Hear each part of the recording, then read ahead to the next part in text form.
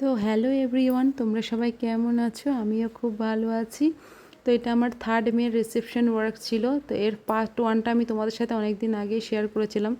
তো এটা শেয়ার করতে অনেকটাই দেরি হয়ে গেল, কেন কি তোমরা যারা আমাকে চেনো বা যারা আমার কাছের মানুষ তারা জানো যে আমার শরীরটা খুবই অসুস্থ ছিল। শারীরিক অসুস্থতার কারণে আমি সোশ্যাল মিডিয়া থেকে অনেকটাই দূরে ছিলাম। তো এখন শরীরটা ভালো আছে, তাই ভয়েস ওভারটা দিচ্ছি। তো এটা আমার দিদির বাড়ির পাশেই ছিল, তো যার জন্য দিদি আমাকে হেল্প করছিল। তো একদম ঘরের পাশেই, যার জন্য নাইটি পরেই এসে পড়েছে। তো যাই হোক, আমার জিনিসপত্র সেট করে দিয়ে গেল। এখানে আমি দিদিরাকে জিজ্ঞাসা করছিলাম, মানে আমি ওদের আইসটা রেডি করে রাখতে বলেছিলাম, তো ওদের কাছে আইসটা রেডি করে রাখতে পারেনি। তো খুব প্রবলেম হয়ে গেছিলো, যেহেতু এটা সামারের ব্রাইড ছিল। তো তোমরা সবাই জানো আশা করি কম বেশি যে সামারে আইস মাসাজটা ভীষণই জরুরি। তো যেহেতু দিদির বাড়ির পাশে ছিল, তাই আমি দিদির কাছ থেকে আবার নিয়ে এসে আইসটা মাসাজ করেছিলাম, দেন ওর স্কিনের কাজ শুরু করেছি। তো এখানে আমি আবার ওর কাছ থেকে শুনে নিচ্ছিলাম যে ওর কেমন লুক পছন্দ, সেটাই তোমাদেরকে আজকে আবার রিসেপশন। তো বলো কেমন চাও সাজতে? স্কিনটা যেন গ্লো করে, হ্যাঁ, আর তোমার মনের মতন করে সাজিয়ে দাও। আগের দিনের মেকআপ পছন্দ হয়েছিল?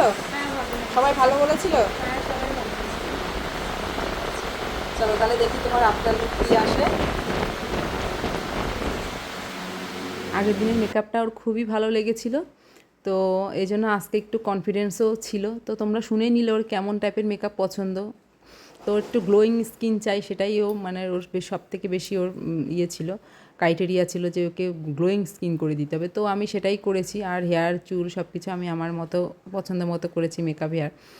তো এই ওর মেকআপটা স্টার্ট করলাম। তো তোমরা দেখলে যে ওর স্কিনটা ভীষণই মানে সেন্সিটিভ এবং মানে অয়েলি, তারপর ওপেন পোজ ছিল। তো সেই মানে স্কিন বুঝে ওর মেকআপটা করা। তো তোমরা দেখবে যে এটার পুরো নন ফিল্টার মেকআপ লুকস আমি তোমাদের সাথে শেয়ার করেছি। তো তোমরা দেখে জানিও যে কেমন লেগেছে তোমাদের বেসটা। তো যেহেতু ওর ভীষণ প্রবলেমেটিক স্কিন ছিল, তাই যেহেতু আর তখন ভীষণ গরমও ছিল অতিরিক্ত, যার জন্য ওর মেকআপটা ওয়াটার রেজিস্ট্যান্ট মেকআপ ছিল। তো সেটা ওয়াটার রেজিস্ট্যান্ট মেকআপ ছিল এবং ওর খুব পছন্দও হয়েছিল। আর গরমে সবাই একটু কম বেশি চেষ্টা করবে ওয়াটার রেজিস্ট্যান্ট মেকআপটাই করার, ভীষণ ভালো হয়। এই টাইপের প্রবলেমেটিক স্কিনে তো আরও বেশি প্রয়োজন ওয়াটার রেজিস্ট্যান্ট মেকআপ করার। তো এদিকে আমি ওর সিঁদুরটা পরিয়ে নিচ্ছিলাম।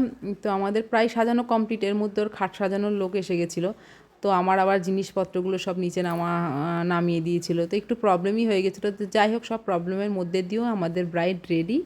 তো ওর কাছ থেকে আমি শুনে নিয়েছিলাম যে ওর কেমন লেগেছে লুকটাও। তো খুব পছন্দ হয়েছিল, তোমরা মুখ দেখেই বুঝতে পারবে ভীষণ হাসি খুশি হয়েছে। রিভিউ ভিডিওটা আমি পোস্ট করেছিলাম, সেটা হয়তো তোমরা দেখেছো। তো তোমরা দেখো ওর স্কিন এত প্রবলেমের মধ্যে ওর স্কিনের বেস ওকে কতটা সুন্দর লাগছে, কত ফ্ললেস হয়েছে মেকআপটা।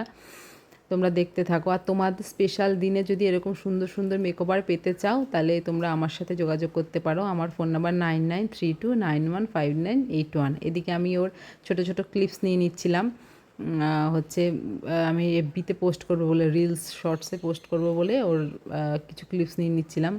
তো তোমাদের 2024 এবং 25-এর ব্রাইডাল বুকিং অন আছে। তো তোমরা যারা যারা সিট বুক করতে চাও করতে পারো তোমাদের স্পেশাল ডেটের জন্য। তো এই হলো ওর লুক ওভারঅল। তো তোমরা দেখো শাড়ি, চুল, মেকআপ, আই মেকআপ সব কিছু মিলে তোমাদের কেমন লেগেছে বলবা। আর টাটা, বাই বাই।